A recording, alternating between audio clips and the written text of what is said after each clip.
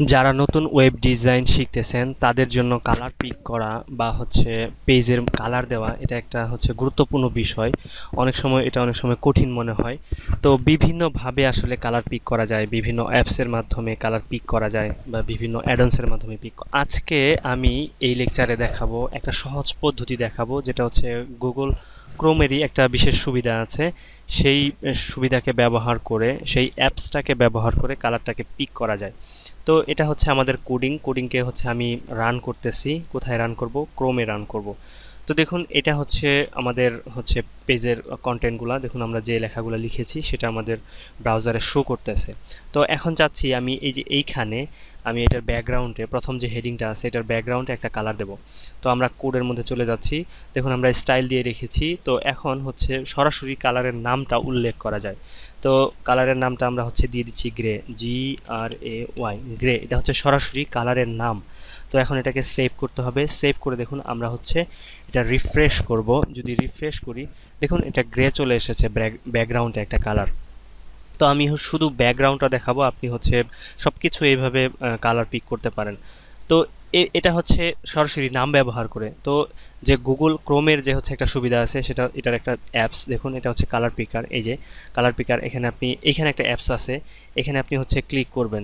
যদি এখানে এই সাইনটা না দেখায় আপনার ব্রাউজারে, তো তাহলে আমি এই ভিডিওর নিচে একটা লিঙ্ক দিয়ে দিব। ওইখানে গিয়ে আপনি ক্লিক করবেন, তাহলে এরকম একটা পেজ ওপেন হবে। তো এরপরে আপনি এখানে কালার পিকার এখানে ক্লিক করবেন। ক্লিক করলে দেখুন এরকম একটা উইন্ডোজ ওপেন হবে। এখানে গিয়ে আপনি এই যে তিনটা বার দেখতে পাচ্ছেন, এটা নাড়াচাড়া করে আপনি কালারটা চেঞ্জ করতে পারেন। তো প্রথম যে বারটা আছে, এই বারটা আসলে আপনার নির্দেশ করে যে কালারের পরিবর্তনটা, যে কালারটা পরিবর্তন হবে কিভাবে। তারপরের যে বারটা আছে, এটা আসলে মানে কালারটা কতটা, ধরেন আপনি লাল সিলেক্ট করলেন। আচ্ছা, কালারটা কতটা লাল হবে, ঠিক আছে, একটু বেশি লাল, কম লাল, হ্যাঁ, এটা বোঝাচ্ছে। তো সর্বশেষ যেটা, এটা আপনার উজ্জ্বলতা বোঝাচ্ছে, যে আপনি যেখানে আছেন এটা কতটা উজ্জ্বল হবে। তো এই বিষয়টা আপনি আস্তে আস্তে কাজ করতে করতে বুঝবেন। তো আমি চাচ্ছি প্রথমে ব্যাকগ্রাউন্ড একটা দেব, এটা দেব আমার ইচ্ছা বা আপনার ইচ্ছা।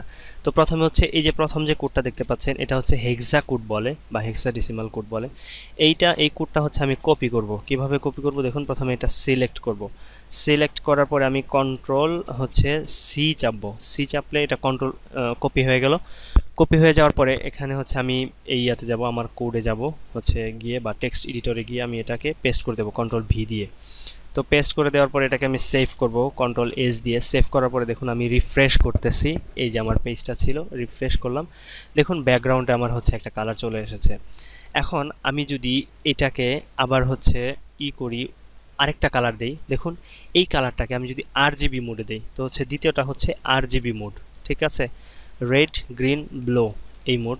তো এটাকে আমি ঠিক এই কালারটাকে কপি করি। কপি করতেছি কন্ট্রোল সি দিয়ে। কপি করে এবার আমি আমার টেক্সট এডিটরে চলে যাচ্ছি, গিয়ে এটাকে আমি পেস্ট করে দিলাম। দেখুন RGB লিখে ব্র্যাকেটের মধ্যে আমার কালারটা দিতে হবে। তো এরপরে আমি এটাকে সেভ করব। সেভ করে আমি যদি এটাকে রিফ্রেশ করি, দেখুন এই যে রিফ্রেশ বাটন, এখানে গিয়ে রিফ্রেশ করলাম। সরি, আমাকে যেতে হবে আমার যে ইয়াটা ছিল, যে HTML যে কোডটা ছিল ওইখানে যেটা শো করেছে ওইটা। তো এখানে আমি রিফ্রেশ করতেছি, দেখুন সেম কালারটা। তো প্রথমটা কিন্তু আমার হেক্সাডেসিমাল কোডে দেওয়া, দ্বিতীয়টা RGB মোডে দেওয়া। তো এবার আমি তৃতীয় যে পদ্ধতি, সেটা এই যে দেখুন এইখানে আপনার HSL এরকম একটা ইয়ে আছে, কোড আছে। তো এটা আমি রেডটা দেব, এটা দেব রেড। দেখুন এটাকে আপনি কপি করবেন। তো সরি, এটা কপি হচ্ছে না। যাই হোক, হয়তো বা আমার ব্রাউজার লুট দিতে পারতেছে না। আমি অন্য জায়গা থেকে আমি এটা লিখে দিচ্ছি বা অন্য জায়গা থেকে কপি করে দিচ্ছি। তো দেখুন আমি এটা এখানে কপি করে দিলাম।